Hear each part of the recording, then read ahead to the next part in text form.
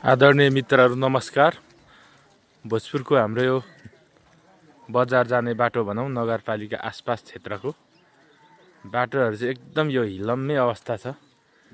यहाँनेरिको चाहिँ अब यो बाटो खोइ के कारणले यो बन्नु नसकेको हो। यो ठ्याक्कै अहिले यो भोजपुर नगरपालिका गेट पनि यहाँनिर तपाईँहरूले देख्दै हुनुहुन्छ। भोजपुर नगरपालिका आसपासको यो पेरिफेरीमा चाहिँ बाटोको अवस्था यो भएको धेरै समय भइसक्यो।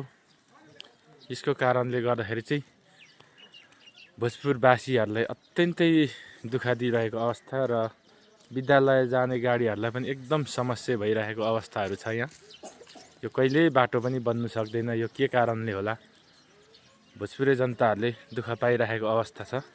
तपाईँहरूलाई मनमा लागेको कमेन्टहरू चाहिँ गर्नुहोला र यो भिडियोलाई तपाईँहरूले सक्दो सेयर पनि गर्नुहोला, किनकि तपाईँ हाम्रो सेयरले चाहिँ यो बाटो अलिक चाँडो बन्छ कि भन्ने एउटा झिनो आशा मात्रै हो मित्रहरू।